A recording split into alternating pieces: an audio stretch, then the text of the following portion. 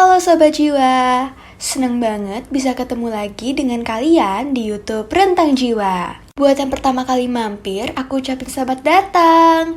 It's me Keisha dan aku di sini bakal nemenin kalian untuk diskusi dan sharing bareng-bareng soal pengembangan diri dan juga kesehatan mental. Dan pastinya bakal meriah banget nih Sobat Jiwa. Semoga sesi kali ini bisa nemenin kalian selama beberapa menit ke depan ya. Nah teman-teman, di era sekarang, sosial media atau sosmed udah umum banget kan dipakai oleh setiap orang. Sobat Jiwa sendiri juga pasti udah terbiasa dong ya pakai sosmed. Nah, selain untuk scrolling informasi mengenai kabar dunia, kita juga dapat membagikan cerita lewat postingan atau memberikan komentar dan juga like. Padahal kegiatan kayak gitu bawaannya fun and enjoy gak sih guys?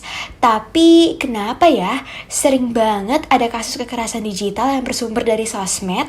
Mengucilkan seseorang dari sebuah grup chat atau grup game dengan tujuan mengintimidasi atau memojokkan juga termasuk salah satu bentuk dari cyberbullying loh. Kok bisa ya kak jahat banget kayak gitu? Eits, dimana ada asap, di situ pasti ada juga apinya. Pelaku cyberbullying memiliki sejumlah faktor untuk melakukannya, meskipun tindakan tersebut tetap tidak dibenarkan.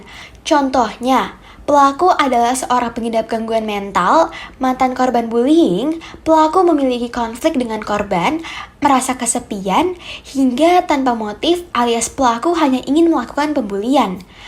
Nah, perilaku negatif tentu akan menghasilkan dampak yang negatif juga. Contohnya, korban dapat mengalami gangguan mental dan takut untuk bersosialisasi. Selain itu, korban mengalami penurunan dalam segi sosial dan akademik, mood swing meningkat, hingga depresi. Ditinjau dari sosial media, kebanyakan korban akan merasa terintimidasi saat beraktivitas di sosmed.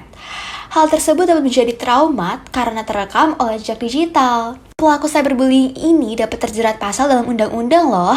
Jadi, pastikan Sobat Jiwa memperhatikan ketikan jari dan penggunaan bahasa saat beraktivitas di sosial media apapun ya. Nah Sobat Jiwa, masih berkaitan dengan sosial media nih. Kita juga akan berdiskusi tentang self-exposure. Kalau kalian pernah melihat atau mengenal seseorang yang terlalu terbuka soal dirinya di sosial media, mungkin seperti selalu mengabarkan apa yang dia lakukan, dia sedang di mana, moodnya bagaimana. Nah, itu termasuk ciri-ciri dari self-exposure nih teman-teman. Self-exposure juga kerap digunakan untuk melakukan self-harm atau melampiaskan emosi secara negatif dengan menyakiti dirinya sendiri. Jika dilihat dari sudut self-exposure, kegiatan self-harm dapat berupa memposting gambar atau audio saat kita sedang melakukan aktivitas negatif. Contohnya, suara saat kita menangis histeris, melukai pergelangan tangan dengan benda tajam, menceritakan emosi secara berlebihan terhadap sesuatu, dan sebagainya.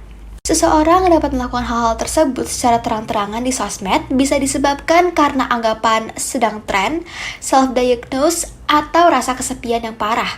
Bisa pula dikarenakan lingkungan yang tidak mendukung serta kehampaan diri sendiri.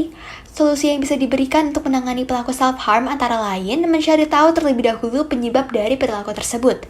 Don't judge someone by the cover. Dengarkan ceritanya dan jadikan telinga yang baik untuknya, serta mengajaknya ke psikolog apabila tidak kunjung membaik. Untuk menangani self-exposure sendiri, kita bisa melakukan self-exposure therapy untuk mengatasi gangguan kecemasan. Terapi ini dilakukan dengan cara menyediakan lingkungan yang aman bagi penderita dan membiarkan ia terpapar oleh rasa takut atau sakitnya. Terapi ini diharapkan mampu membantu pasien untuk menghadapi hal-hal negatif yang ia alami secara berani dan juga mandiri, sehingga dapat meminimalisir terjadinya perbuatan yang lebih berbahaya. Sobat Jiwa sekalian, setiap manusia pasti memiliki persoalan hidupnya masing-masing. So, sebagai sesama kita, janganlah asal bertindak atau menjudge tanpa tahu kebenarannya. Jadilah telinga yang baik bagi mereka yang membutuhkan, dan berhati-hatilah dalam mengetik sesuatu atau berbicara. Jika tidak bisa memastikan kebenarannya atau takut bertindak gegabah, lebih baik kita diam saja dan amati prosesnya supaya bisa menyimpulkan dan bertindak di akhir. Seneng banget nih bisa ketemu sama kalian semua. Aku Keisha, pamit undur diri ya teman-teman. Jangan lupa like, subscribe, serta berkritik dan juga saran untuk video-video kami selanjutnya. Semoga bermanfaat dan sampai jumpa di sesi Sobat Jiwa berikutnya. See ya!